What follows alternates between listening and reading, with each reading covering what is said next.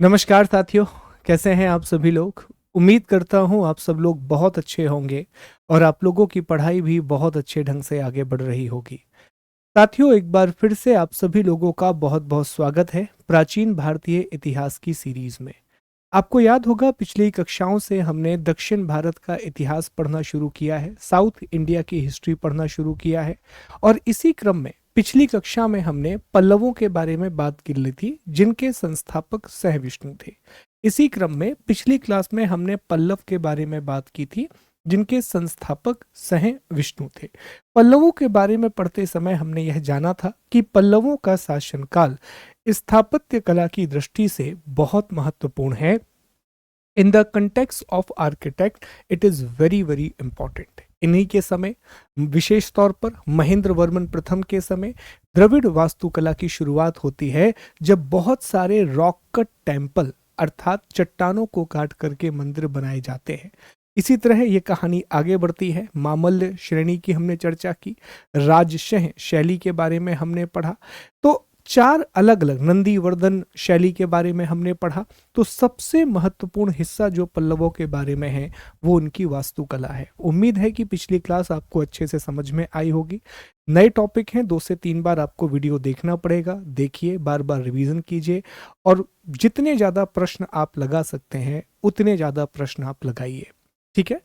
आज की क्लास में हमें 2 टॉपिक कंप्लीट करने हैं, एक्चुअली 3।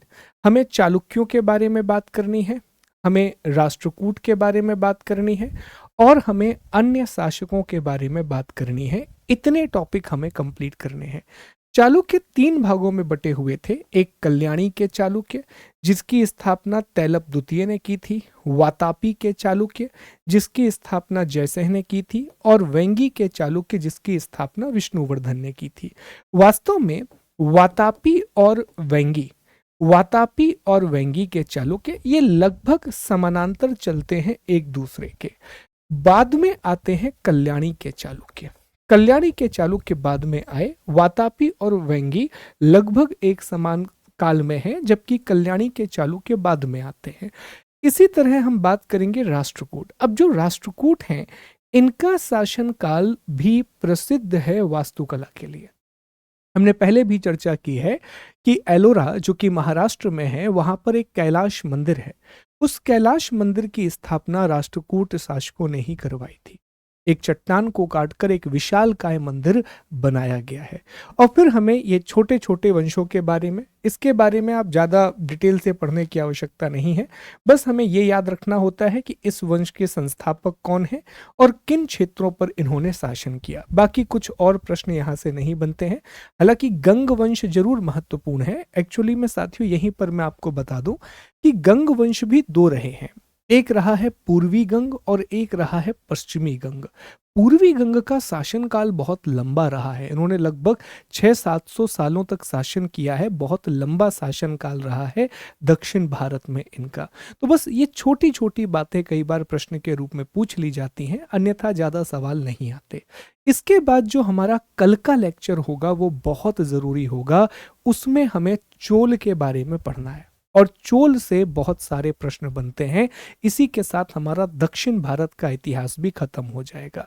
ठीक है साथियों, तो चलिए टॉपिक को शुरू करते हैं और बहुत अच्छे से एक एक विषय को पढ़ना शुरू करते हैं, एक एक टॉपिक को पढ़ना शुरू करते हैं। चले, तो हम चालुक्य के बारे में आज बात करेंगे। जैसा हमने कहा कि 3 श्रेणियां हुई चालुक्यों की। एक बादामी या वातापी के चालुक्य, दूसरा वेंगी के चालुक्य, ये जैसा हमने कहा कि लगभग एक दूसरे के समानांतर रहे।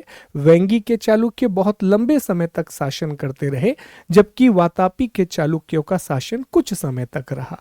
और फिर आते हैं कल्याणी के चालुक्य। ठीक है, तो अगर कभी क्रम पूछ लिया जाए, ऑर्डर पूछ लिया जाए, तो इसमें वातापी सबसे पहले नंबर पर आएंगे, फिर वेंगी के चालुक्य आएंगे और फिर कल्याणी के चालुक्य आएंगे। तो ये बात क्या है, कभी वैसे ऐसा प्रश्न नहीं पूछा गया है, लेकिन पूछ लिया जाए तो ये बात आप जरूर याद रखिएगा।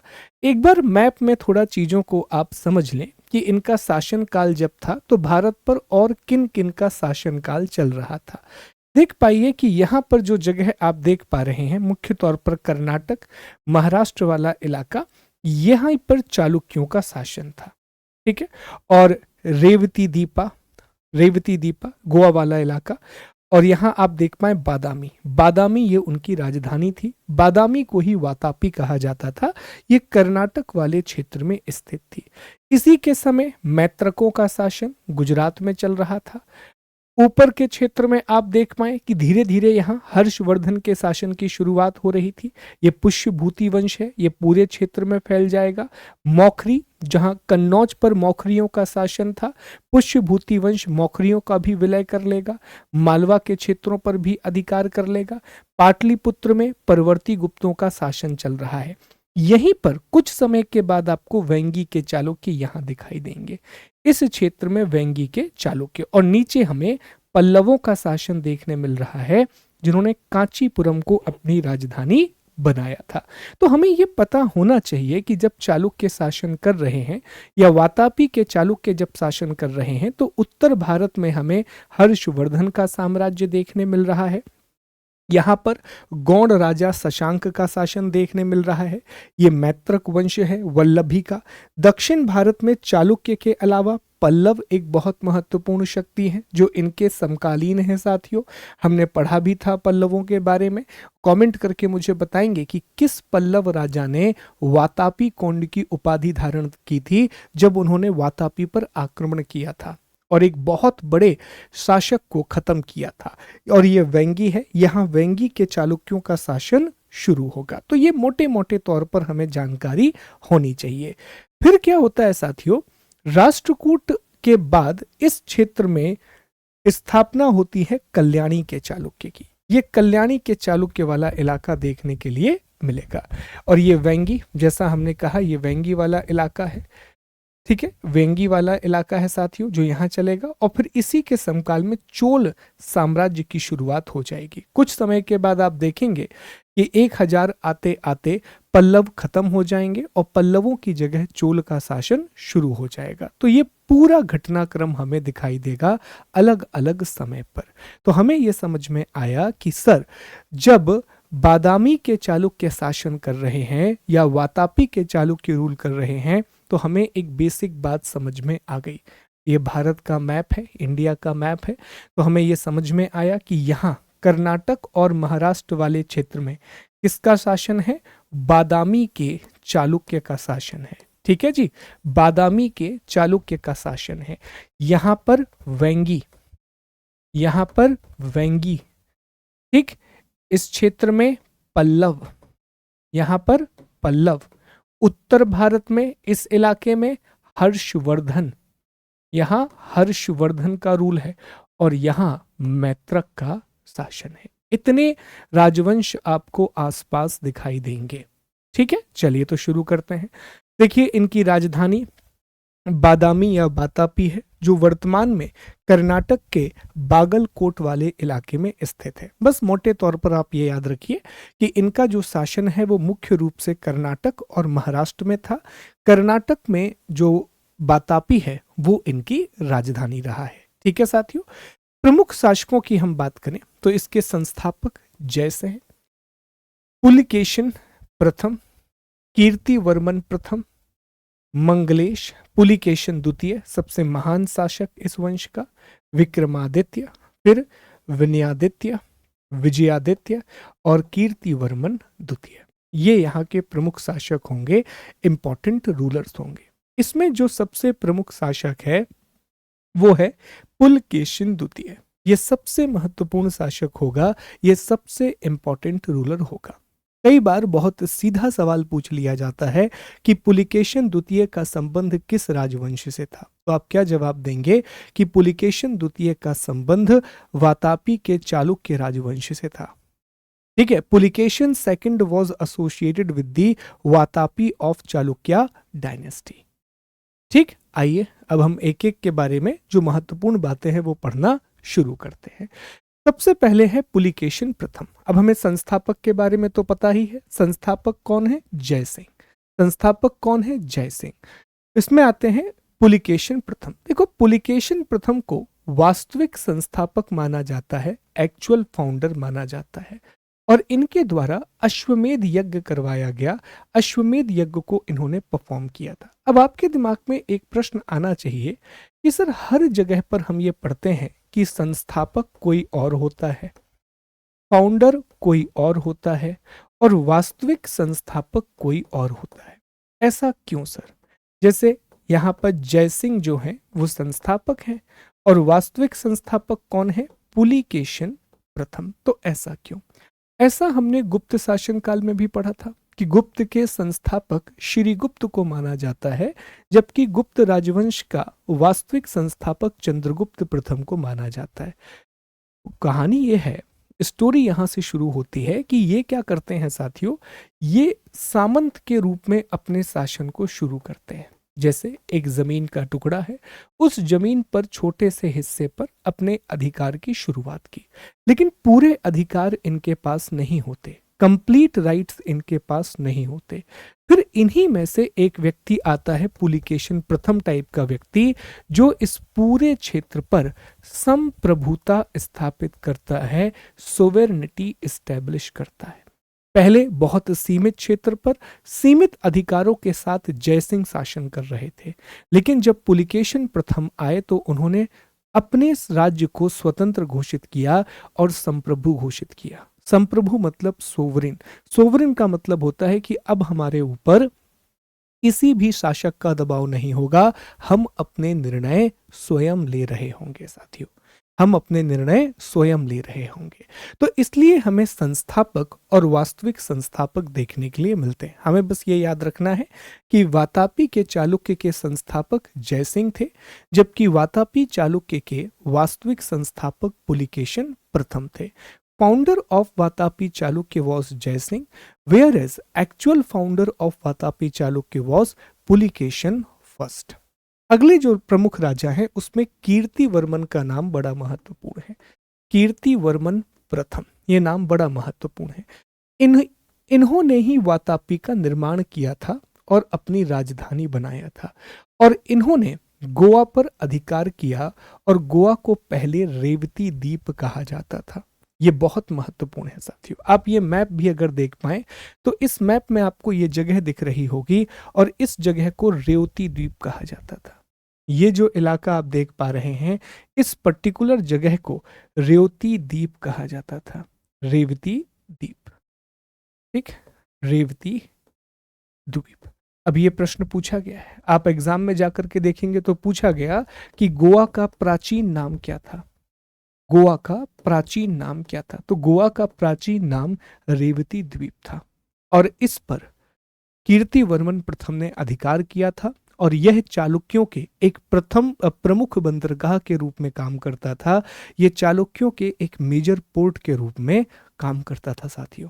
तो ये याद रखने वाली बात है कि कीर्तिवर्मन प्रथम ने ना सिर्फ वातापी का निर्माण किया, ये वातापी है जो कि राजधानी बनी, बल्कि उन्होंने रेवती द्वीप अर्थात गोवा पर भी अधिकार किया। अब हम चर्चा करेंगे इस वंश के सबसे महान शासक पुलिकेशन द्वितीय के बारे में। पुलिकेशन द्वितीय इस वंश के सबसे महान राजा हुए, इस वंश के ग्रेटेस्ट रूलर हुए। और पुलिकेशन द्वितीय की जो हमें जानकारी मिलती है वो हमें मिलती है ऐहोल अभिलेख से। वो हमें किससे मिलती है? ऐहोल अभिलेख से हमें पुलिकेशन द्वितीय की जानकारी मिलती है। सर ऐहोल कहाँ पर है? ऐहोल कर्नाटक में है साथियों, और ऐहोल को मंदिरों का शहर कहा जाता है। ऐहोल को क्या कहा जाता है? मंदिरों का शहर कहा जाता है। यहाँ 70 मंदिर हैं साथियों, 70 से भी अधिक मंदिर हैं, और ये मंदिर नागर और द्रविड़ दोनों शैलियों में बने हुए हैं। तो ऐहोल से हमें एक अभिलेख भी मिला है जिसे हम प्रशस्ति कहते हैं, जिसे हम प्रशस्ति कहते हैं, ऐहोल प्रशस्ति। और ऐहोल प्रशस्ति को संस्कृत में लिखा गया है साथियों, और लिखा है रवि कीर्ति ने, लिखा है रवि कीर्ति ने। और इसी से हमें पुलिकेशन द्वितीय की जानकारी मिलती है, पुलिकेशन सेकंड की इंफॉर्मेशन मिलती है। याद कर पाए, जैसे हमने पढ़ा था कि समुद्रगुप्त की प्रयाग प्रशस्ति, जिसे उसके दरबारी कवि और संधि विग्रहक हरीश सेन ने लिखा था, वो भी संस्कृत भाषा में ही लिखी गई थी। और इसी तरह कर्नाटक के ऐहोल में रवि कीर्ति ने संस्कृत भाषा में ऐहोल प्रशस्ति की रचना की, जिससे हमें पुलिकेशन द्वितीय की जानकारी मिलती है। That is something you need to remember, ये बहुत जरूरी है। ऐहोल अभिलेख, मस्की अभिलेख, इन सब का संबंध कर्नाटक वाले क्षेत्र से। ठीक है साथियों, तो ये सबसे शक्तिशाली शासक रहा। और हमें इनकी जानकारी कहाँ से मिलती है? तो जानकारी हमें संस्कृत में रवि कीर्ति के द्वारा लिखे गए ऐहोल अभिलेख से मिलती है। इसकी लिपि ब्राह्मी है, भाषा संस्कृत है, और इसमें रवि कीर्ति की तुलना महाकवि कालिदास और महाकवि भारवी के साथ की गई है। महाकवि कालिदास और महाकवि भारवी के साथ तुलना की गई है।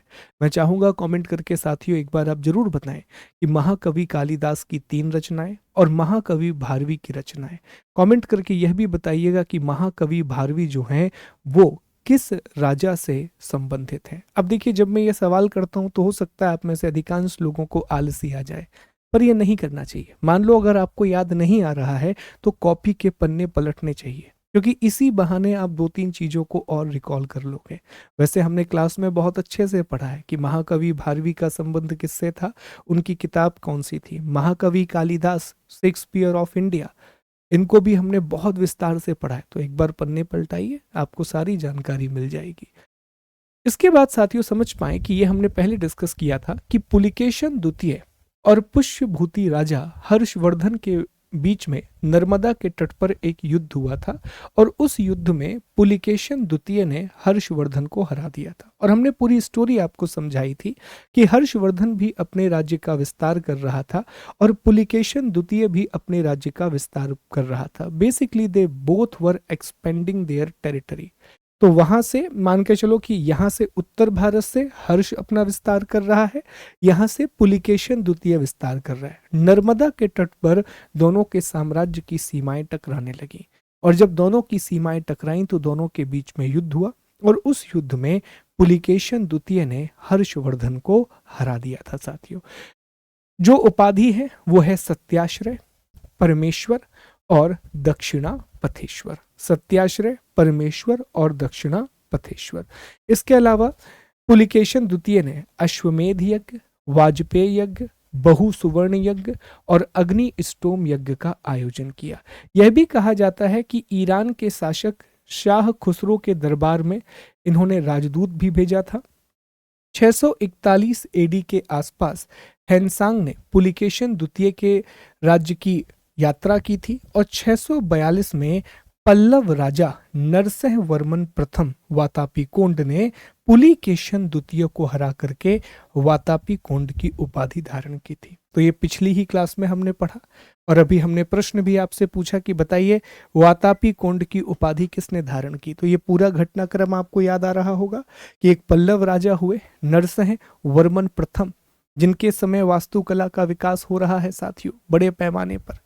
ठीक है, तो नरसिंह वर्मन प्रथम के शासन काल में नरसिंह वर्मन प्रथम और पुलिकेशन द्वितीय के बीच में युद्ध होता है। इस युद्ध में नरसिंह वर्मन प्रथम पुलिकेशन द्वितीय को हरा देते हैं, और कहा जाता है कि इसके बाद पुलिकेशन द्वितीय की मृत्यु भी हो जाती है, और नरसिंह वर्मन प्रथम ना सिर्फ वातापी पर अधिकार कर लेते हैं, बल्कि वातापी पर अधिकार करने के उपलक्ष्य में वातापी कोंड की उपाधि भी धारण करते हैं। तो चूंकि उन्होंने वातापी पर अधिकार कर लिया था, जो कि चालुक्यों की राजधानी थी, यही कारण है कि उन्होंने वातापी कोंड की उपाधि को धारण किया। उन्होंने वातापी कोंड की उपाधि को धारण किया साथियों। ठीक है, आइए अब हम कुछ और तथ्य पढ़ेंगे कि वातापी कैसे चालुक्यों के पास वापस आता है, तो समझ पाइए। इसके बाद विक्रमादित्य प्रथम, ये भी राजा हैं चालुक्य के। विक्रमादित्य प्रथम ने नरसिंह वर्मन प्रथम को हराया और वातापी पर पुनः अधिकार कर लिया, और विक्रमादित्य प्रथम ने 3 समुद्रों के स्वामी वाली उपाधि धारण की। ठीक है, तो विक्रमादित्य प्रथम नरसिंह वर्मन प्रथम को हरा देता है और वातापी पर पुनः अधिकार कर लेता है, और 3 समुद्रों के स्वामी की उपाधि धारण करता है साथियों। मालवा को जीतने के बाद विनयादित्य ने सकल उत्तर पथनाथ की उपाधि धारण की थी। जब मालवा पर विजय प्राप्त कर ली तो विनयादित्य ने सकल उत्तर पथनाथ की उपाधि धारण की थी। अब परेशान नहीं होना, आप कहोगे सर हर्षवर्धन ने भी उपाधि ली थी, तो ऐसे तो दक्षिणापथेश्वर की उपाधि भी धारण की है पहले राजाओं ने। ये उपाधियां हैं, एक उपाधि को कई राजा धारण करते हैं। विक्रमादित्य की उपाधि को लगभग 14 राजाओं ने धारण किया है, तो इसमें परेशान होने की बात नहीं है साथियों। विक्रमादित्य द्वितीय का शासनकाल महत्वपूर्ण है। इन्होंने पल्लव राजा नंदीवर्मन द्वितीय को हरा करके कांची कोंड की उपाधि धारण की। अब देखो ये बड़ा एक अच्छी कहानी चल रही है कि जब नरसिंह वर्मन प्रथम ने पुलिकेशन द्वितीय को हराया तो वातापी को जीत लिया, तो उपाधि धारण की वातापी कोंड, उपाधि धारण की वातापी कोंड। अब एक चालुक्य राजा है जिनका नाम है विक्रमादित्य द्वितीय। इन्होंने नंदीवर्मन द्वितीय को हरा करके कांचीपुरम पर अधिकार कर लिया, तो उपाधि धारण की कांची कोंड। तो उपाधि धारण कौन सी की? कांची कोंड। तो ये चलता रहता है साथियों। इसी समय पर दक्कन में अरबों ने आक्रमण किया था और विक्रमादित्य के भतीजे पुलिकेशी ने अरबियों को हरा दिया और पुलिकेशी को अविनज आश्रय की उपाधि प्रदान की गई। विक्रमादित्य द्वितीय की पहली पत्नी लोक महादेवी ने पटक्कल में विरूपाक्ष महादेव का मंदिर बनवाया कर्नाटक में, और विक्रमादित्य द्वितीय की दूसरी पत्नी त्रैलोक्य देवी ने त्रिलोकेश्वर मंदिर का निर्माण करवाया, ये कर्नाटक वाले क्षेत्र में। इसके अंतिम राजा कीर्तिवर्मन द्वितीय हुए। कीर्तिवर्मन द्वितीय को उसके सामंत दंती दुर्ग ने मार करके राष्ट्रकूट वंश की स्थापना की। तो कहानी यही चलेगी, वातापी के चालुक्य खत्म होंगे, फिर राष्ट्रकूट आएंगे, राष्ट्रकूट खत्म होंगे, फिर कल्याणी के चालुक्य आएंगे, और वेंगी वाले छोटे इलाके में वो अपना चलते रहेंगे। वो उनकी अलग कहानी चलेगी, वो पैरेलल चलते रहेंगे, वो समानांतर चलते रहेंगे। ठीक है, तो ये प्रमुख बातें हैं जी, ये आपको पता होनी चाहिए कि विनय आदित्य ने मालवा को जीतने के बाद शकलोत्तर पथनाथ की उपाधि धारण की। विक्रमादित्य प्रथम ने नरसिंह वर्मन को हराने के बाद हराने के बाद 3 समुद्रों के स्वामी की उपाधि धारण की। विक्रमादित्य द्वितीय ने नंदी वर्मन को हराने के बाद कांची कोंड की उपाधि धारण की, और विक्रमादित्य द्वितीय के शासनकाल में ही दक्कन में अरबों ने आक्रमण किया था। अरबिन इन्वेजन हुआ था डेक्कन में, क्योंकि अरबी भारत आ चुके हैं। 712 एडी में अरबियों ने भारत पर अधिकार कर लिया है साथियों। ठीक है, अरबियों ने भारत पर अधिकार कर लिया है। तो ये बातें आपको पता होनी चाहिए, these things you need to remember. ठीक, चलिए तो अब आगे बढ़ते हैं, कुछ और बातों की चर्चा करते हैं, फिर एक बार अच्छे से हम रिवाइज कर लेंगे। पुलिकेशन द्वितीय के सामंत गंगराज दुर्विनीत ने शब्द अवतार नाम का व्याकरण ग्रंथ लिखा। सोमदेव सूरी ने नीति वाक्य अमृत की रचना की, ये हमने पहले भी पढ़ा है। ऐहोल अभिलेख के रचयिता रवि कीर्ति जैन थे। इन्होंने ऐहोल में मेगुती मंदिर, जिसे जिनेंद्र का मंदिर कहा जाता है, उसका निर्माण करवाया। ऐहोल को मंदिरों का नगर कहते हैं। यहाँ 70 मंदिर हैं, जिसमें मेगुती का जैन मंदिर, लाडखा का सूर्य मंदिर और दुर्गा मंदिर प्रसिद्ध है। ये सवाल पूछा गया था कि मेगुती मंदिर कहाँ पर स्थित है, और एक बार पूछा गया कि मेगुती मंदिर का जो संबंध है वो किस धर्म के साथ है, तो मेगुती मंदिर का जो संबंध है वो जैन धर्म के साथ है प्यारे दोस्तों। इसके बाद कुछ और बातें आप याद रखेंगे कि एक जगह है पटक्कल। पटक्कल ये कर्नाटक में मालप्रभा नदी के किनारे स्थित है।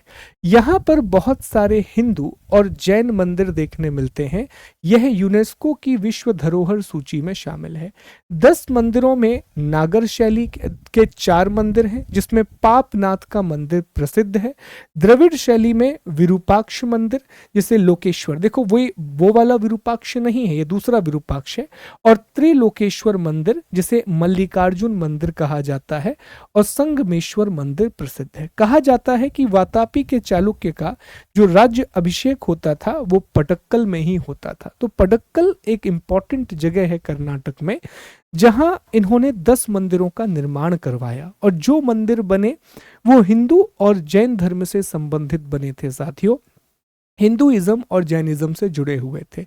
10 में से 4 मंदिर नागर शैली में बनाए गए हैं और नागर शैली में बने हुए मंदिरों में पापनाथ का मंदिर प्रसिद्ध है और बाकी मंदिरों में विरूपाक्ष या लोकेश्वर मंदिर, जिसे लोकेश्वर विरूपाक्ष महादेव मंदिर कहा जाता है, और त्रिलोकेश्वर या मल्लिकार्जुन मंदिर और संगमेश्वर मंदिर प्रसिद्ध है। ये मुख्य रूप से द्रविड़ शैली में बनाए गए। तो चले एक बार हम चीजों को रिकॉल करेंगे साथियों, और फिर हम आगे बढ़ेंगे, अगले टॉपिक पर आएंगे। तो हमने क्या क्या पढ़ा, इन सभी बातों को अब हम इकट्ठा करने की कोशिश करते हैं। माफ कीजिएगा, इन सभी बातों को हम इकट्ठा करने की कोशिश करते हैं। तो ये जो इलाका है, कौन सा इलाका सर? कर्नाटक, कर्नाटक, महाराष्ट्र और गोवा। इस क्षेत्र में वातापी के चालुक्य आए। इस क्षेत्र में वातापी के चालुक्य आए। ठीक है, इनकी राजधानी क्या थी? तो सर इनकी राजधानी थी वातापी। कहां पर? कर्नाटक, कर्नाटक वाले इलाके में। सर संस्थापक का नाम क्या था? संस्थापक थे जयसिंह। वास्तविक संस्थापक कौन थे? Actual founder? तो सर वास्तविक संस्थापक का नाम था कीर्तिवर्मन। ठीक है, कीर्तिवर्मन प्रथम। कीर्तिवर्मन प्रथम, सॉरी, वास्तविक संस्थापक थे पुलकेशिन प्रथम। ठीक है, वास्तविक संस्थापक थे पुलकेशिन प्रथम। प्रमुख राजाओं में कीर्तिवर्मन का नाम महत्वपूर्ण है। कीर्तिवर्मन प्रथम ने वातापी की स्थापना करी और रेवती द्वीप या गोवा पर अधिकार किया। सबसे महान राजा हुआ पुलकेशिन द्वितीय। पुलकेशिन द्वितीय की जानकारी ऐहोल अभिलेख से मिलती है, जिसे रवि कीर्ति ने संस्कृत भाषा में लिखा था। इन्होंने हर्षवर्धन को हराया था नर्मदा नदी के तट पर और दक्षिणा पथेश्वर, परमेश्वर जैसी उपाधियां धारण की थी। पुलकेशिन द्वितीय को पल्लव राजा नरसिंह प्रथम के द्वारा हराया गया और नरसिंह वर्मन प्रथम ने इसके बाद साथियों वातापी कोंड की उपाधि धारण की थी। वातापी कोंड की उपाधि धारण की थी। पुलकेशिन द्वितीय के समय एक अच्छा खासा साम्राज्य इन्होंने बना लिया था। आगे के राजाओं में जो प्रमुख राजा हमें दिखाई देते हैं, तो उसमें विक्रमादित्य प्रथम और विक्रमादित्य द्वितीय का नाम महत्वपूर्ण है।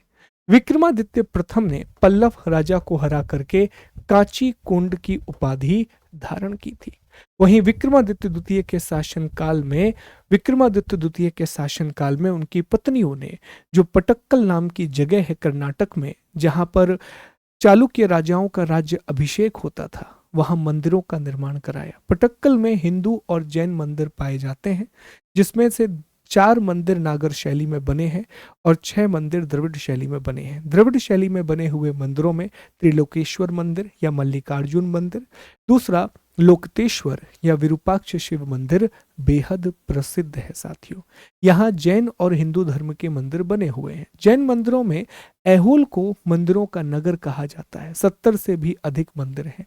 रवि कीर्ति जैन, जिन्होंने संस्कृत में ऐहोल अभिलेख को लिखा था, उन्होंने वहां जैन मंदिरों की स्थापना कराई, जिसे जिनेंद्र मंदिर के नाम से जाना जाता है, जो बड़ा ही प्रसिद्ध मंदिर है ऐहोल का। तो ये सारी बातें आपको याद रखनी है, इतनी बातें पता होनी चाहिए। साथ ही साथ सोमदेव सूरी ने नीति वाक्य अमृतम की रचना की। तो ये बातें याद रखेंगे कि सोमदेव सूरी ने नीति वाक्य अमृतम की रचना की। रवि कीर्ति जैन ने जिनेंद्र जैन मंदिर या मेगुती जैन मंदिर का निर्माण करवाया था। ये सारे पॉइंट ही महत्वपूर्ण हैं जब हम बात करते हैं वातापी के चालुक्य की, जब हम चर्चा करते हैं बादामी के चालुक्य की। तो साथियों इतनी बातें आपको विशेष रूप से ध्यान रखना है। These are the important topics. ठीक है, चले तो अब हम बात कर लेते हैं कल्याणी के चालुक्य के बारे में। देखो ये बात समझे पहले आप कि सबसे पहले वातापी के चालुक्य आए। वातापी के चालुक्य का अंतिम राजा था कीर्तिवर्मन द्वितीय। कीर्तिवर्मन द्वितीय को उसके सामंत दंती दुर्ग ने मार दिया और दंती दुर्ग ने उसको मारने के बाद राष्ट्रकूट वंश की स्थापना की। फिर राष्ट्रकूटों का भी पतन हो जाएगा और राष्ट्रकूटों के पतन के बाद आएंगे कल्याणी के चालुक्य। कल्याणी के चालुक्य, तो वातापी के चालुक्य, राष्ट्रकूट और फिर कल्याणी के चालुक्य, और बाजू में वेंगी के चालुक्य चल ही रहे हैं, उनकी अपनी कहानी चल रही है साथियों। तो इसमें समझ पाए कि इन्होंने अपनी राजधानी शुरुआत में मान्यखेत को बनाया था, जो कर्नाटक में कगीना नदी के किनारे है, और बाद में बीदर के पास स्थित कल्याणी को इन्होंने अपनी राजधानी बनाया। शुरुआत में मान्यखेत को इन्होंने अपनी राजधानी बनाया और आगे जाकर के कल्याणी को इन्होंने अपनी राजधानी बनाया। देखो, मान्यखेत को राजधानी इसलिए बनाया क्योंकि राष्ट्रकूटों की राजधानी मान्यखेत थी। चूंकि राष्ट्रकूटों की राजधानी मान्यखेत थी, राष्ट्रकूटों को खत्म करके ही इन्होंने अपने साम्राज्य की नींव डाली थी, तो शुरुआत में मान्यखेत को राजधानी बनाया, बाद में बीदर में स्थित कल्याणी को इन्होंने अपनी कैपिटल बनाया। इसके प्रमुख राजाओं में तैलप द्वितीय, जिन्होंने इस वंश की स्थापना की। तो जिस तरह जयसिंह वातापी चालुक्य का संस्थापक है, उसी तरह तैलप द्वितीय कल्याणी चालुक्य के संस्थापक हैं। फिर विक्रमादित्य, यहां पर भी जयसिंह है, सोमेश्वर द्वितीय, विक्रमादित्य पंचम, सोमेश्वर तृतीय, तैलप तृतीय, ये सारे हमें अलग अलग राजा देखने के लिए मिलते हैं, अलग अलग शासक हमें देखने के लिए मिलते हैं साथियों। तो इसमें भी कुछ महत्वपूर्ण बातें हैं, 2-3 पॉइंट ही हैं, ज्यादा पॉइंट नहीं है, इंपॉर्टेंट भी नहीं है साथियों। संस्थापक का नाम याद रखिएगा, तैलप द्वितीय। राष्ट्रकूट राजा कर्क द्वितीय को हटा करके इन्होंने कल्याणी के चालुक्य वंश को बनाया था। इनकी जानकारी हमें मेरु तुंग के द्वारा लिखी गई प्रबंध चिंतामणि से मिलती है। अगेन मैं चाहूंगा कि एमपीपीएससी वाले विद्यार्थी थोड़े अपने कान खड़े करें। 2025 में जो प्रीलिम्स हुआ, उसमें एक सवाल पूछा गया कि निम्नलिखित में से कौन सी किताब राजशेखर के द्वारा नहीं लिखी गई है। उसमें एक थी प्रबंध चिंतामणि। तो अगर आपको पता है कि प्रबंध चिंतामणि की रचना मेरुतुंग ने की है, तो मान लो आपको राजशेखर के द्वारा लिखी गई 3 किताबों के नाम नहीं भी पता, तब भी आप सही जवाब दे पाएंगे। तो मेरुतुंग के द्वारा लिखी गई प्रबंध चिंतामणि से, मेरुतुंग के द्वारा लिखी गई प्रबंध चिंतामणि से हमें जानकारी मिलती है तैलप द्वितीय के बारे में। जयसिंह द्वितीय, इन्होंने कल्याणी नगर बसाया और राजधानी बताया। सोमेश्वर, इन्होंने अपनी राजधानी मान्यखेत से कल्याणी, देखो कल्याणी को बसाया था जयसिंह द्वितीय ने और राजधानी बनाया था सोमेश्वर प्रथम ने, पर यहां से इतने प्रश्न नहीं आते। कोप्पम और कुंडल संगम के युद्ध में चोलों से ये हार गए और फिर इन्होंने तुंगभद्रा नदी में डूबकर आत्महत्या कर ली। फिर इन्होंने तुंगभद्रा नदी में डूब करके आत्महत्या कर ली। एक्चुअली ये दक्षिण भारत में एक पुरानी परंपरा रही है साथियों कि अगर कोई राजा जनरली हार जाता था तो वो अपने आप को भूखा प्यासा रख करके अपने प्राणों का त्याग कर देता था। ये हमने संगम काल को पढ़ते समय पढ़ा था, जब हम संगम के बारे में पढ़ रहे थे। फिर आते हैं विक्रमादित्य षष्ठम, ये महानतम शासक हुए, ठीक है। इनकी उपाधि थी त्रिभुवन मल्ल। इनके राजकवि थे बिल्हण, जिन्होंने विक्रमांक देव चरित और चोर पंचाशिका की रचना की है। यह प्रश्न पूछा गया है कि विक्रमांक देव चरित किसने लिखा, तो इनके राजकवि बिल्हण ने लिखा, जो कि विक्रमादित्य षष्ठम के राज दरबार में थे। दूसरे थे आचार्य विज्ञानेश्वर, इन्होंने मिताक्षरा लिखी, जो कि याज्ञवल्क्य के स्मृति पर लिखी गई टीका है। 1076 में जब ये राजा बनते हैं, तब इन्होंने चालुक्य विक्रम संवत को चलाया। नर्मदा नदी के तट पर तुला पुरुष दान यज्ञ भी किया। विक्रमादित्य 6 के पुत्र सोमेश्वर तृतीय ने मानसोल्लास नामक शिल्प शास्त्र की रचना की। ये छोटे छोटे प्रश्न पूछ लिए जाते हैं, पर जो बड़ी बात है, जो इंपॉर्टेंट बात है, वो यही है साथियों कि बस आप इतना याद रखें कि विक्रमादित्य 6 के दरबार में राजकवि बिल्हण थे, जिन्होंने विक्रमांक देव चरित की रचना की, नंबर 1। विज्ञानेश्वर ने याज्ञवल्क्य के स्मृति पर मिताक्षरा नाम की टीका रखी और 1076 में चालुक्य विक्रम संवत की शुरुआत कल्याणी के चालुक्य राजा विक्रमादित्य षष्ठम के द्वारा की गई थी। इन टॉपिक में गहराई से उतरने की आवश्यकता नहीं है, लेकिन हम स्किप भी नहीं कर सकते क्योंकि यहाँ से प्रश्न पूछे जाने की संभावना ज्यादा है। तो ध्यान से एक बार इसको पढ़िए और फिर हम आगे चलते हैं और वेंगी के चालुक्य के बारे में बात करते हैं साथियों।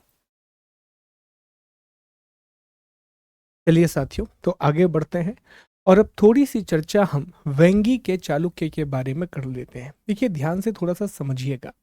देखो, वेंगी के जो चालुक्य हैं, इनका विस्तार मुख्य रूप से आंध्र प्रदेश वाले क्षेत्र में था। कृष्णा गोदावरी बेसिन वाला जो इलाका है, वहां पर इनका विस्तार हुआ और इसके जो संस्थापक हैं वो विष्णुवर्धन थे। ठीक है, इसके जो संस्थापक हैं वो विष्णुवर्धन थे। तो एक तो आपको एक बहुत बेसिक बात पता होनी चाहिए कि वेंगी के चालुक्यों ने मुख्य रूप से आंध्र प्रदेश में कृष्णा गोदावरी बेसिन वाले क्षेत्र में शासन किया है और वेंगी के चालुक्य के संस्थापक विष्णुवर्धन थे। अब एक छोटी सी कहानी है जो आपको समझना होगा। देखो, एक तरफ जब वेंगी के चालुक्यों का शासन चल रहा है तो कुछ समय के बाद, लगभग 200-250 सालों के बाद, यहाँ पर चोल का शासन शुरू हो जाएगा। और चोल पूर्व मध्य काल में दक्षिण भारत की सबसे बड़ी शक्ति थे। जो चोलास थे वो अर्ली मिडाइवल फेज में साउथ इंडिया की सबसे बड़ी पावर थे, जिनके बारे में हमें अगली क्लास में चर्चा करनी है।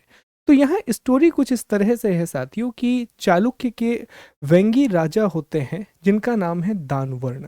तो दानवर्ण चालुक्य राजा थे और इनकी हत्या कुरनूल के राजा ने कर दी। अब जब कुरनूल के राजा ने दानवर्ण को मार डाला तो दानवर्ण के दोनों पुत्र, एक पुत्र का नाम था शक्तिवर्मन और दूसरे पुत्र का नाम था विमलादित्य, ये दोनों पहुंच जाते हैं राज प्रथम की शरण में। उस समय राज प्रथम चोल राजा थे और जैसा मैंने आपको बताया कि चोल बहुत शक्तिशाली थे, बहुत पावरफुल थे। तो राज प्रथम ने दोबारा से इनको राज्य दिलवाया था और वहां से वेंगी और चोलों के बीच में बहुत अच्छे संबंध स्थापित हो गए। संबंध इतने अच्छे स्थापित हो गए साथियों कि विमलादित्य का एक बेटा था, विमलादित्य का बेटा था जिसका नाम था राज द्वितीय। तो राज द्वितीय का विवाह राजेंद्र प्रथम की बेटी अमंगा देवी से हुआ और अमंगा देवी से एक पुत्र प्राप्त हुआ कुलोतुंग प्रथम, जो आगे जाकर के चोल साम्राज्य का राजा बना।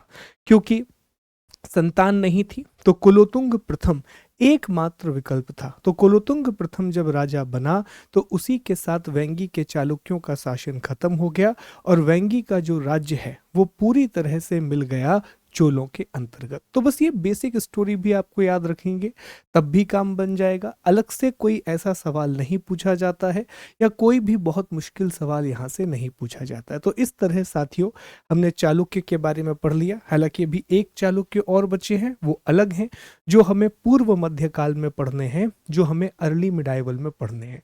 और वो जो चालुक्य हैं साथियों वो गुजरात के चालुक्य हैं जिन्हें सोलंकी के नाम से भी जाना जाता है, वो हम अलग से पढ़ रहे होंगे। तो फिलहाल हमने ये जाना कि चालुक्यों में 3 अलग अलग शाखाएं हमें दिखाई देती हैं।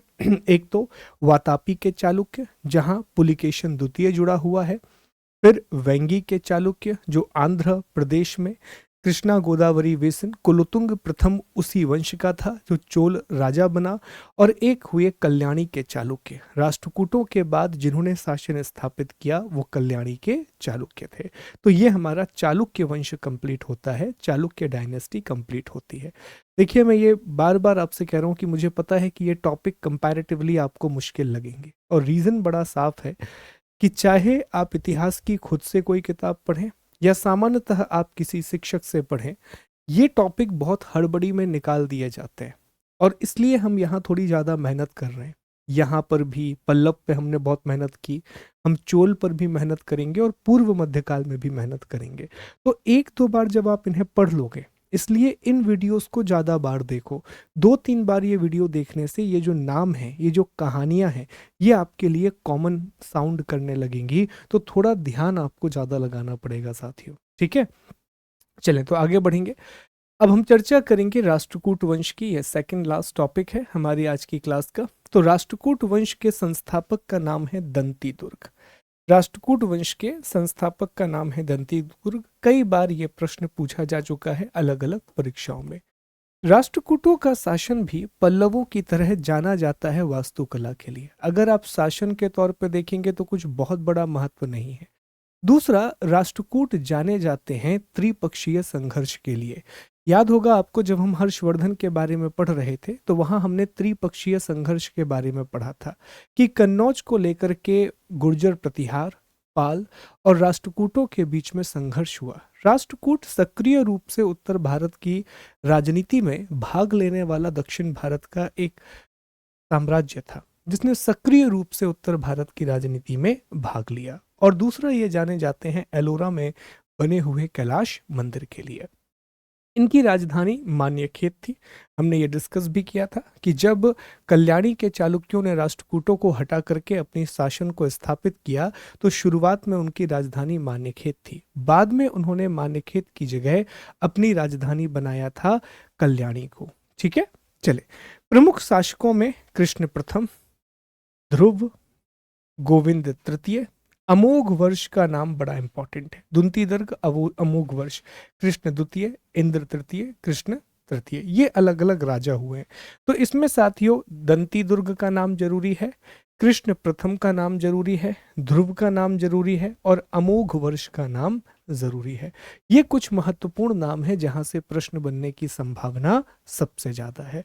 तो मैप में ऑलरेडी हम आपको बता चुके हैं कि राष्ट्रकूटों ने शासन शुरू किया था कर्नाटक वाले क्षेत्र से, लेकिन एक समय तक आते आते उनके शासन का विस्तार मध्य प्रदेश, मालवा वाला जो क्षेत्र है, इवन कन्नौज यूपी तक वो पहुंच जाते हैं। यहाँ कर्नाटक, महाराष्ट्र, कुछ इलाका आप देख पाए तो तमिलनाडु का, तेलंगाना का, तो क्षेत्र विस्तार वो बहुत करते हैं। बहुत बड़े पैमाने पर एक समय उनका क्षेत्र विस्तार हो जाता है। तो इन सभी शासकों से उनकी लड़ाइयाँ भी होंगी, इन सभी रूलर्स के साथ उनकी लड़ाइयाँ भी होंगी। ये जो जगह है साथियों बीच में, ये है मान्यखेत। ये जो जगह आप देख पा रहे हैं ये मान्यखेत है कर्नाटक वाले क्षेत्र में, जो इनकी राजधानी रहा है साथियों। ठीक, ये एलोरा है महाराष्ट्र में, जहां पर इन्होंने बड़े पैमाने पर गुफा मंदिरों का निर्माण करवाया। गुफा मंदिरों का निर्माण करवाया साथियों। आइए समझ पाए। दंती दुर्ग इस वंश के संस्थापक थे। दंती दुर्ग वॉज दी फाउंडर, ये हम पहले भी पढ़ चुके हैं कि दंती दुर्ग यहाँ के संस्थापक थे। उन्होंने 752 ईसा में चालुक्य राजा कीर्तिवर्मन को मार करके स्थापना की थी राष्ट्रकूट वंश की। इन्होंने अपनी राजधानी मान्यखेत को बनाया जो कर्नाटक में है, और शुरुआत में ये चालुक्यों के सामंत रहे हैं। इनकी प्रमुख उपाधियों में पृथ्वी बल्लभ, महाराजा धीराज, परमेश्वर और परम भट्टारक है। एग्जाम में पृथ्वी बल्लभ पूछा जा चुका है, तो याद रखिएगा कि पृथ्वी बल्लभ जो है वो दंती दुर्ग की उपाधि है। इसके बाद आते हैं कृष्ण प्रथम। देखो, कृष्ण प्रथम जो है वो दंती दुर्ग के चाचा थे और इन्होंने एलोरा में कैलाश मंदिर का निर्माण करवाया। ये सबसे महत्वपूर्ण तथ्य है। एलोरा की गुफा नंबर 16 में एक ही चट्टान पर एक विशाल काय मंदिर बना है और कृष्ण प्रथम ने शत प्रजाबाद, शुभ तुंग और अकाल वर्ष की उपाधि, मतलब हमेशा पानी गिरता रहे, और इन्होंने महाराष्ट्र, कर्नाटक, आंध्र प्रदेश, वेंगी और मध्य प्रदेश वाले क्षेत्र में अपने शासन का विस्तार किया। एट द एंड जो बातें आपको याद रखनी है, जो महत्वपूर्ण है, वो है दंती दुर्ग जो इस वंश के संस्थापक थे। इन्होंने चालुक्य राजा, कौन से चालुक्य? वातापी के चालुक्य राजा कीर्तिवर्मन को मार करके राष्ट्रकूट वंश की स्थापना की थी। इन्होंने अपनी राजधानी मान्यखेत को बनाया और इनकी प्रमुख उपाधि थी पृथ्वी बल्लभ। इसके बाद आते हैं कृष्ण प्रथम। कृष्ण प्रथम के बारे में एक ही बात आपको याद रखनी है कि राष्ट्रकूट राजा कृष्ण प्रथम ने एलोरा में गुफा नंबर 16 में कैलाश मंदिर का निर्माण करवाया था। एक चट्टान को काट करके एक विशाल काय कैलाश मंदिर बनवाया। ये कृष्ण प्रथम के द्वारा बनवाया गया है साथियों। आप खुद देखिए कि एक शिला को काट करके, कई किताबें कहती हैं कि इसको बनने में लगभग 100 साल लग गए, एक बहुत लंबा समय इसको बनने में लगा। और अलग अलग प्रकार की मूर्तियां यहाँ आपको दिखेंगी, बहुत डिफरेंट डिफरेंट टाइप की मूर्तियां आपको यहाँ देखने के लिए मिलेंगी। इसके बाद है ध्रुव प्रथम। ध्रुव प्रथम को धारा वर्ष के नाम से भी जाना जाता है, तो आप कंफ्यूज मत होइएगा, ये एक ही बात है। उत्तर भारत में इन्होंने त्रिकोणीय संघर्ष में भाग लिया था। जो ट्राई पार्टी स्ट्रगल था, हम पढ़ चुके हैं कि सर कन्नौज को लेकर के गुर्जर प्रतिहार एक तरफ, दूसरी तरफ पाल और तीसरी तरफ राष्ट्रकूट, तीनों ही कन्नौज को प्राप्त करना चाहते थे। तो ध्रुव प्रथम या धारावर्ष ने कन्नौज पर अधिकार करने के लिए त्रिपक्षीय संघर्ष में भाग लिया था प्यारे दोस्तों। और जब इन्हें उत्तर भारत के कुछ क्षेत्रों को जीतने में सफलता मिली तो अपने राज चिन्ह पर गंगा और यमुना, देखो क्या होता रहा कि जो त्रिपक्षीय संघर्ष है ये लगभग 150 सालों तक चला है। तो कभी किसी को सफलता मिल रही है, कभी कोई विफल हो रहा है। आखिर में जो सफलता मिली वो गुर्जर प्रतिहारों को मिली। पर ध्रुव भी उत्तर भारत के गंगा घाटी क्षेत्र के कुछ हिस्सों को जीत करके आया, और जब वो उत्तर भारत के क्षेत्रों को जीत करके आया तो उसने अपने राजचिन्ह पर गंगा और यमुना को प्रतीक के रूप में इस्तेमाल किया। इसकी उपाधियों में निरुपमा, कालीवल्लभ, धारावर्ष, श्रीवल्लभ। एक ही उपाधि महत्वपूर्ण है जो एग्जाम के लिए जरूरी है, वो है धारावर्ष। ठीक है जी, चलिए। इसके बाद है गोविंद तृतीय। ये सबसे महान राष्ट्रकूट वंश के शासकों में से एक रहे हैं। महानतम राष्ट्रकूट शासकों में, क्योंकि दंती दुर्ग स्थापना कर पाए, बहुत लंबे समय तक शासन नहीं कर पाए, तो महानतम राष्ट्रकूट शासकों में कृष्ण प्रथम का नाम आता है, जिन्होंने एलोरा में कैलाश मंदिर बनवाया। उसके अलावा महाराष्ट्र, आंध्र प्रदेश, कर्नाटक, तमिलनाडु के क्षेत्रों में अपने शासन का विस्तार किया, यहाँ तक कि मालवा वाले क्षेत्र में भी इन्होंने विस्तार किया। ध्रुव प्रथम या धारावर्ष का नाम आता है, जिन्होंने त्रिपक्षीय संघर्ष में भाग लिया और वहां के कुछ क्षेत्रों को जीता। और इसी तरह गोविंद तृतीय का नाम आता है। इन्होंने गुर्जर प्रतिहार शासक नागभट्ट द्वितीय को हराया था। उसके अलावा श्रीलंका के राजा को भी इन्होंने पराजित किया था। तो श्रीलंका पर राष्ट्रकूट भी अधिकार करेंगे, और चोल राजा तो श्रीलंका के अलावा इंडोनेशिया, कंबोडिया, इन बहुत से देशों पर अपना अधिकार स्थापित करेंगे। इसकी उपाधियों में जगतुंगा, कीर्ति नारायण, जनवल्लभ, ये सारी अलग अलग उपाधियां हैं, नहीं पूछता है, बस इतना ही याद रखना है। अमोघ वर्ष, ये जैन धर्म का अनुयायी था साथियों। अमोघ वर्ष जो है वो जैन धर्म का अनुयायी था। देखिए, जैनिज्म का बहुत प्रभाव हमें इन क्षेत्रों में देखने के लिए मिलेगा। अगर आप चाहे आप पल्लव को देखें या फिर विशेष तौर पर आप वातापी के चालुक्य को देखें, तो वहाँ हमने ऐहोल में चर्चा की कि बहुत सारे मंदिर बने हुए हैं, उसमें जैन मंदिर भी हमें देखने मिलते हैं। ठीक है, जिनेंद्र मंदिर हमने अभी डिस्कस किया था साथियों। तो अमोघ वर्ष जैन धर्म का अनुयायी था, और इन्हीं के समय पर कन्नड़ में कवि राजमार्ग की रचना अमोघ वर्ष ने की थी। कन्नड़ में कवि राजमार्ग की रचना की थी। इसके अलावा जिनसेन ने आदि पुराण व पृष्ठी लक्षण महापुराण लिखा, महावीराचार्य ने गणितासार संग्रह लिखा, और साक्यायन ने अमोघ वृत्ति की रचना की। तुंगभद्रा नदी में जल समाधि लेकर अपने जीवन का अंत किया था, और अरबी यात्री सुलेमान ने अमोघ वर्ष के राज्य को बलहर मतलब बहुत बड़ा राज्य कहा था। देखो, बहुत सिंपल सवाल बने हैं, इतने डिटेल में ये वाले क्वेश्चंस भी नहीं बने हैं। यहाँ से आप इतना भी याद रख लेंगे कि यह जैन धर्म से संबंधित था, और तुंगभद्रा नदी में जल समाधि लेकर के ये प्रश्न जरूर पूछा गया है कि उस राष्ट्रकूट राजा का नाम बताइए जिसने तुंगभद्रा नदी में जल समाधि लेकर के अपने जीवन का त्याग किया था, तो उसमें अमोघ वर्ष का नाम आता है। अन्य शासकों में इंद्र तृतीय के शासनकाल में अरब निवासी अल मसूदी भारत आया था। कल्याणी के चालुक्य तैलब द्वितीय ने 973 में कर्क को हराकर राष्ट्रकूट राज्य पर अधिकार कर लिया। ये हम पहले भी डिस्कस कर चुके हैं। जब हम कल्याणी के चालुक्य पढ़ रहे थे तो वहां हमने ये डिस्कस किया था साथियों कि तैलब द्वितीय जिसने कल्याणी के चालुक्य की स्थापना की, उसने कर्क नाम के राष्ट्रकूट राजा को हरा करके कल्याणी के चालुक्य वंश की स्थापना की थी। संस्कृति को जान लेते हैं साथियों। तो एलोरा की गुफा 15 में विष्णु को नरसिंह अर्थात पुरुष सह के रूप में दिखाया गया है। एलोरा गुफाओं का सर्वप्रथम उल्लेख फ्रांसीसी यात्री थेविनेट ने किया था। ये बहुत इंपॉर्टेंट है कि एलोरा गुफाओं का पहला उल्लेख किसने किया? फ्रांसीसी यात्री थेविनेट ने किया। सतलोगी का त्रयी पुरुष मंदिर उच्च शिक्षा का केंद्र रहा। राष्ट्रकूट शासन में ग्राम महाजन या ग्राम महत्तर गांव के मुखिया की सहायता करते थे। राष्ट्रकूट शैव, वैष्णव, शाक्त और जैन धर्म के उपासक थे और सहिष्णु थे, क्योंकि मुस्लिम व्यापारियों को भी उनके क्षेत्र में इस्लाम के प्रचार की अनुमति प्रदान की गई थी। राष्ट्रकूटों से साथियों बहुत ज्यादा परेशान होने की आवश्यकता नहीं है। जो चीजें आपको याद रखनी है वो मैं रिपीट कर देता हूं कि राष्ट्रकूटों ने मुख्य रूप से कर्नाटक, महाराष्ट्र, तेलंगाना वाले क्षेत्र पर शासन किया। इनकी राजधानी मान्यखेत थी। संस्थापक का नाम दंती दुर्ग था। कृष्ण प्रथम ने साम्राज्य का विस्तार किया। ये मध्य प्रदेश तक भी पहुंचे, उत्तर प्रदेश तक पहुंचे और कृष्ण प्रथम ने एलोरा में कैलाश मंदिर का निर्माण करवाया, जो कि एक चट्टान को काट करके बनाया गया है। ध्रुव जो है साथियों, ध्रुव वर्ष या धारा वर्ष जिसे कहा गया, उसने त्रिपक्षीय संघर्ष में भाग लिया और अपने राज चिन्ह में गंगा और यमुना का अंकन किया।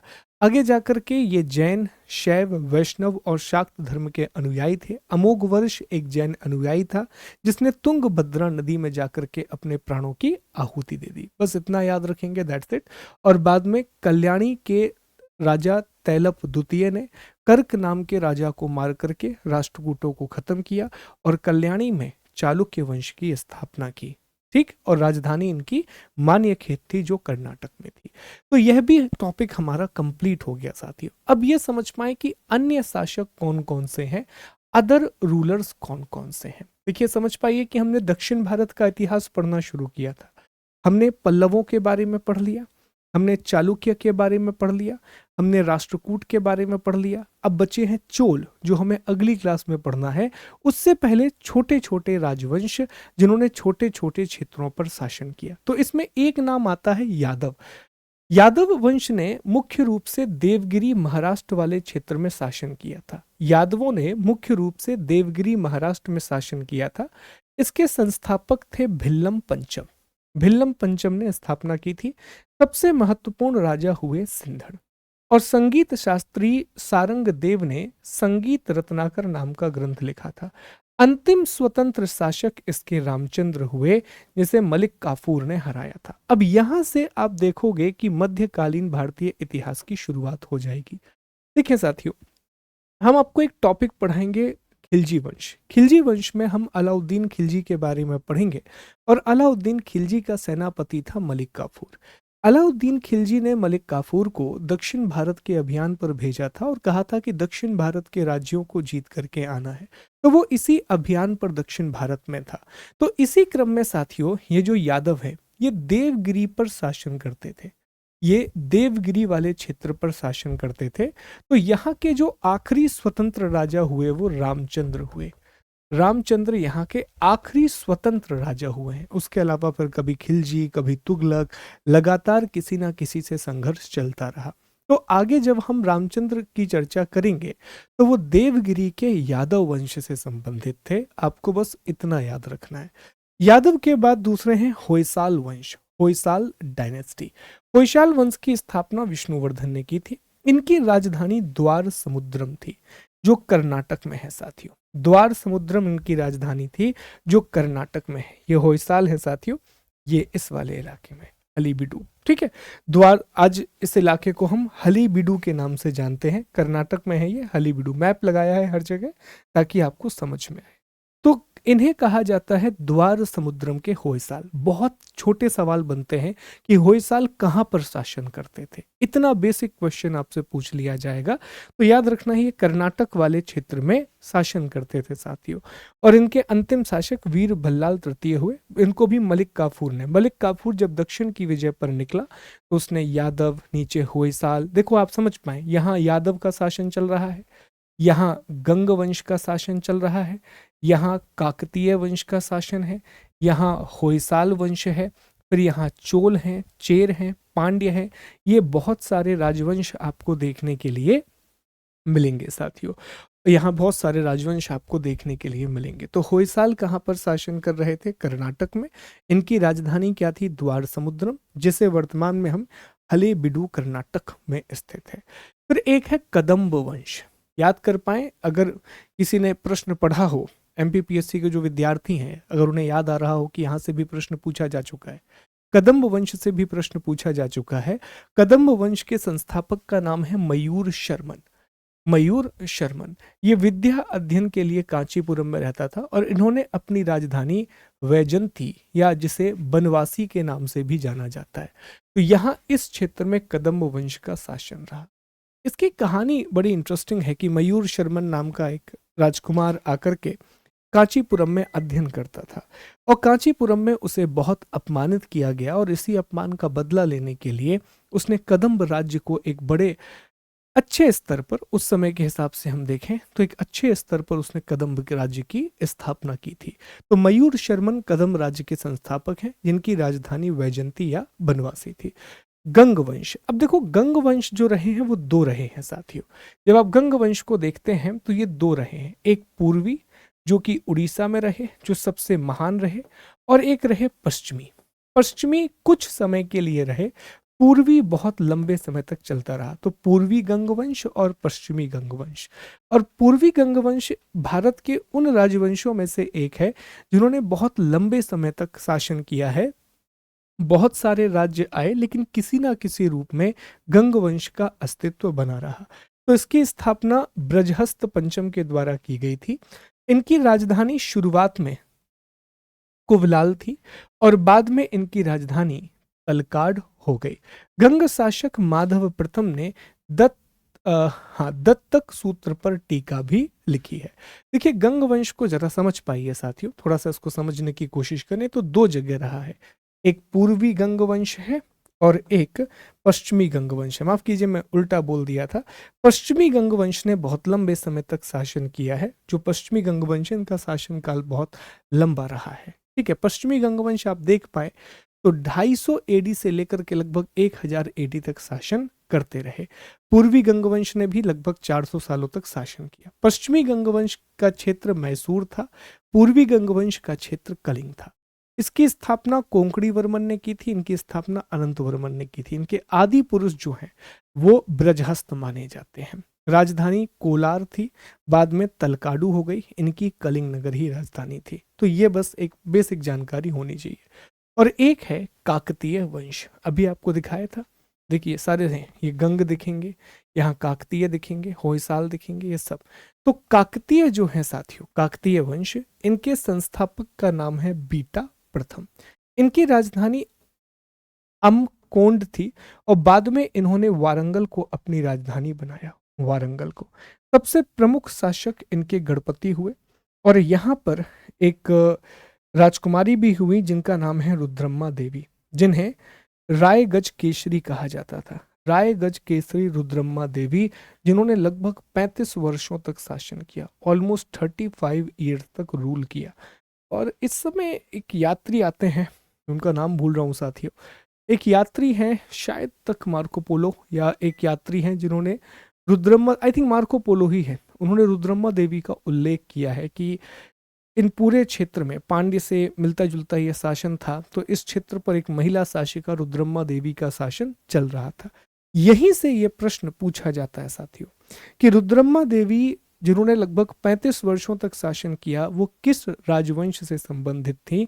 तो वो काकतीय से जुड़े हुए थे। देखिए काकतीय मुख्य रूप से आंध्र प्रदेश तेलंगाना का था।